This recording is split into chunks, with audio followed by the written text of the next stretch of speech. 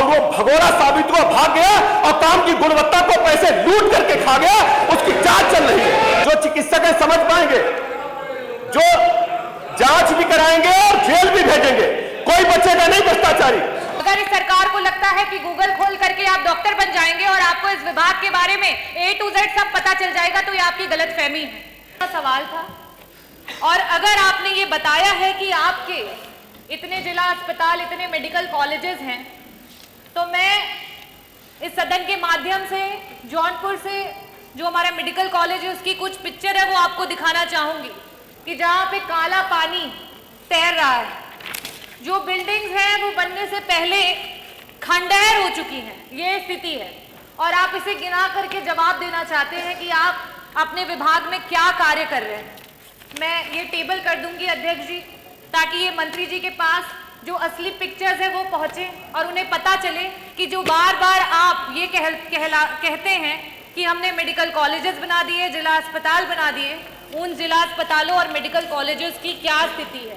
कुछ दिन पहले वहाँ के बच्चे धरना दे रहे थे, जिन्हें हम देश का भविष्य और आगे मेडिकल कॉलेजेस में एज ए डॉक्टर देखने वाले हैं। आज उनके पास ना शुद्ध पेयजल है, ना बिजली है, ना पानी है।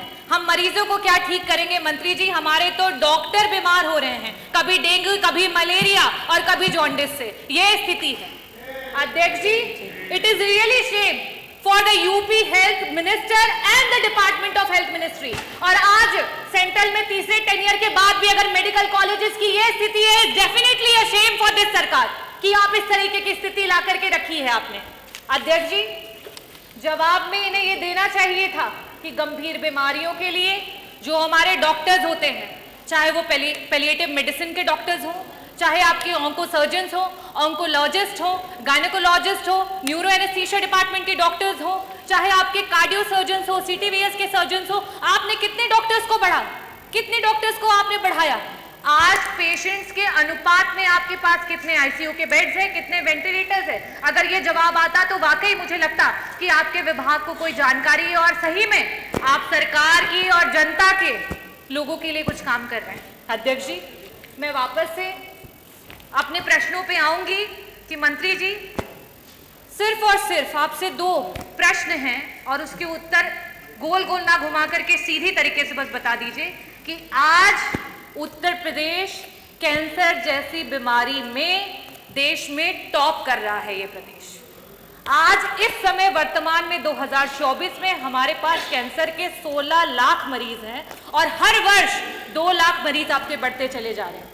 और इन गरीब मरीजों के पास ना तो पैसा है इलाज कराने के लिए और ना अस्पतालों में बेड्स। इन परिस्थितियों में अगर वो मरीज किसी प्राइवेट अस्पताल में जाता है, बड़ा बड़ा एस्टिमेट मिलता है। क्या सरकार कैंसर के सारे उत्तर प्रदेश के मरीजों को उनका जो एस्टिमेट जहां से भी बन करके आता है उसका एक मुश्त में पैसा उपलब्ध कराएगी कि नहीं कराएगी? मेरा दूसरा सवाल है मंत्री जी कि आज जब आपने जवाब नहीं दिया कि आपके पास सुपर स्पेशलिटी के डॉक्टर्स कितने बढ़ गए हैं, पेशेंट्स के अनुपात में वेंटिलेटर और आईसीयूज कितने हैं, तो इन परिस्थितियों में जितने भी आपके प्राइवेट उत्तर प्रदेश के हॉस्पिटल्स रन कर रहे हैं जहां पे वेंटिलेटर्स और आईसीयू की सुविधा उपलब्ध है, उनको पीपीपी मॉडल पे, सरकार तो पीपीपी मॉडल पे बहुत काम कर रही है, जगह जगह पर आप इसके बारे में एडवर्टीजमेंट्स करते रहते हैं। तो आईसीयू और वेंटिलेटर, क्योंकि ये ऐसे मरीज होते हैं, ब्रेन हैमरेज के मरीज होते हैं, इनके पास समय नहीं होता है। मंत्री जी, अगर एक्सीडेंट हो गया, आज बीपी बढ़ गया और ब्रेन हैमरेज हो गया तो तुरंत उसका ऑपरेशन होना है, लेकिन उनके पास पैसा नहीं होता ना वेंटिलेटर पे देने के लिए, ना उन वेंटिलेटर्स पे रहने के बाद। तो मैं आपसे अनुरोध करना चाहूंगी कि पीपीपी मॉडल पे जितने भी हमारे प्राइवेट हॉस्पिटल्स हैं उनको ऐड करते हुए हमारे मरीजों को मुफ्त में इलाज और समय पर इलाज दिलाने के लिए क्या सरकार काम करेगी? बहुत बहुत धन्यवाद। माननीय उप मुख्यमंत्री जी, आपका जो सवाल था कि उत्तर प्रदेश सरकार गंभीर बीमारियों से पीड़ित मरीजों की मृत्यु दर को घटाने के लिए क्या काम कर रही है, हमने इस संबंध में स्पष्ट जवाब दिया है कि उत्तर प्रदेश सरकार ने अपने डिस्ट्रिक्ट हॉस्पिटल्स के माध्यम से, टर्शरी केयर के हॉस्पिटल्स के माध्यम से लगातार उच्च कोटि की चिकित्सा व्यवस्था देने का काम किया है। जहाँ तक गंभीर मरीजों के धनाभाव का सवाल है, इसके लिए माननीय प्रधानमंत्री जी की दुनिया की सबसे बड़ी योजना आयुष्मान भारत उत्तर प्रदेश में लागू है। और मैं सदन को बताना चाहता हूं कि पूरे भारतवर्ष में उत्तर प्रदेश नंबर 1 पर है आयुष्मान भारत कार्ड बनाने में।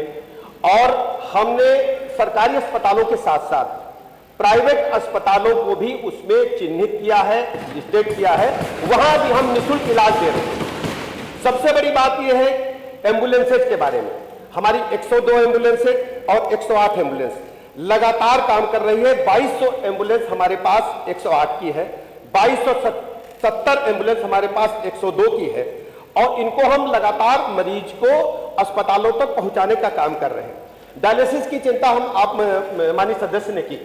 डायलिसिस के बारे में उत्तर प्रदेश में इससे पहले जिला स्तर पर डायलिसिस नहीं होते। बड़े शहरों में कानपुर, लखनऊ, मेरठ, बनारस जैसे बड़े शहरों में होते थे। डायलिसिस की सुविधा देने वाला राज्य 74 जनपदों में आप हर जिला मुख्यालय पर डिस्ट्रिक्ट हॉस्पिटल में 10 बेड उपलब्ध है, जिससे डायलिसिस की सुविधा हम दे पा रहे हैं। 71 हमारे जिला चिकित्सालय हैं जहां हम सिटी स्कैन की सुविधा पहली बार दे पा रहे हैं। पहले डिस्ट्रिक्ट हॉस्पिटल्स में सिटी स्कैन की सुविधा नहीं होती। इसके अलावा टीबी रोगियों के बारे में आपने चिंता ही नहीं की। टीबी रोगियों के बारे में पहली बार उत्तर प्रदेश सरकार ने टीबी रोगियों को इतनी बड़ी संख्या में चिन्हित किया है। और चिन्हित करने के साथ साथ टीबी से मुक्ति दिलाने के लिए हम उनको गोद भी ले रहे हैं। हमारे सभी अधिकारी, हमारे माननीय विधायकगण, हमारे जनप्रतिनिधिगण, और उनको पोषण सामग्री भी उपलब्ध करा रहे हैं। टीबी की रोगियों की संख्या में हम तेजी के साथ कम करने के तरफ तेजी के साथ आगे काम कर रहे हैं। इसके अलावा सभी जिला चिकित्सालयों में हमने क्रिटिकल केयर यूनिट बनाए हैं जो आज तक नहीं थे, जो 50 और 100 बेड के हैं, जहां पर हम सभी टर्सरी केयर की सुविधाएं उपलब्ध कराने जा रहे हैं। जहां तक स्पेसिफिक सवाल कैंसर से पीड़ित मरीजों के लिए है, हम आपको बताना चाहते हैं आयुष्मान भारत कार्ड के साथ साथ माननीय प्रधानमंत्री जी की जो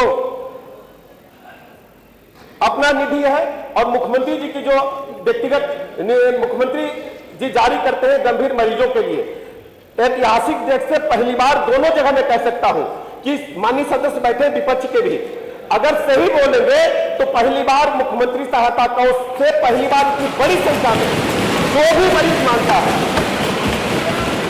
इसमें कोई हस्तक्षेप नहीं है, कोई भी इसमें विभाजन नहीं है। जो भी मरीज मांगता है उसको आवश्यकता अनुसार धनराशि उपलब्ध कराई जाती है। उसमें जाति, धर्म, संप्रदाय, दल को हम लोगों ने नहीं देखा है। आप लिस्ट उठा करके देखेंगे बड़ी संख्या में मुख्यमंत्री सहायता कोष से हमने सहायता गंभीर रोगों से पीड़ित मरीजों को प्रदान की है जिन्होंने डिमांड किया है। और यह भी मैं बताना चाहता हूं, जहां तक एक सवाल प्रश्न में विस्तार से आपने बोला जौनपुर के मेडिकल कॉलेज के बारे में, वैसे तो माननीय अध्यक्ष जी हम किसी को नंगा नहीं करना चाहते, किसी को आईना दिखाना नहीं चाहते, लेकिन चूंकि माननीय सदस्य ने सवाल उठाया तो मैं स्पष्ट कर दूं, जौनपुर का मेडिकल कॉलेज समाजवादी पार्टी की सरकार में बनना शुरू हुआ। आप सुन लीजिए पूरी बात, सुन लीजिए अध्यक्ष जी, उत्तर जौनपुर का मेडिकल कॉलेज सुनिए। अरे बैठो ना तुम, अरे सुनो भैया विधायक जी, अरे बैठो प्लीज, मैं आप ही की बात कर रहा हूँ, आपकी नीति में बनना शुरू हुआ। रुकिए, अभी रुकिए ना, फीस नहीं। अरे उत्तर आ जाने दीजिए सारे भैया, पानी पी लो। मैं ऊंचा बोल रहा है, मुझे रोक रहे हैं कि ऊंचा मत बोलो, आप भी मेरा सहयोग करो। चलो देख लूंगा, वो अनुचित होगा तो अच्छा मैंने तो निकाल दिया जाए, उसको निकाल, उसको निकाल देंगे। अध्यक्ष जी, जौनपुर का मेडिकल कॉलेज भाई साहब लोगों की सरकार में बनना शुरू हुआ और उसमें टेंडर मिला टाटा कंपनी को। टाटा कंपनी के अधिकारियों को जबरदस्ती बलात् एक व्यक्ति को इन्होंने काम दिला दिया और वो भगोड़ा साबित हुआ, भाग गया और काम की गुणवत्ता को पैसे लूट करके खा गया। उसकी जांच चल रही है। यही लोग बनाने वाले जब आप एक उंगली उठाते हो तो 3 उंगली तुम्हारी तरफ उठती है। भ्रष्टाचार की जननी रही है। पहली बार भारतीय जनता पार्टी की सरकार में स्वास्थ्य सेवाएं उच्च कोटि की हम लोग प्रदान कर रहे हैं। समाजवादी पार्टी की सरकार में क्या होता था अध्यक्ष जी, पहली बार मैं बता दूं, पहली बार चूंकि माननीय सदस्य स्वयं चिकित्सक है, एक बात साहब सुनिए, आप जो चिकित्सक है समझ पाएंगे, जांच भी कराएंगे और जेल भी भेजेंगे, कोई बचेगा नहीं भ्रष्टाचारी। अध्यक्ष जी, माननीय सदस्य स्वयं चिकित्सक है, पूरे भारत के इतिहास में पहली बार हो रहा है कि हम विशिष्ट श्रेणी के चिकित्सकों को 5 लाख रुपए तक रिवर्स बिडिंग से दे रहे हैं।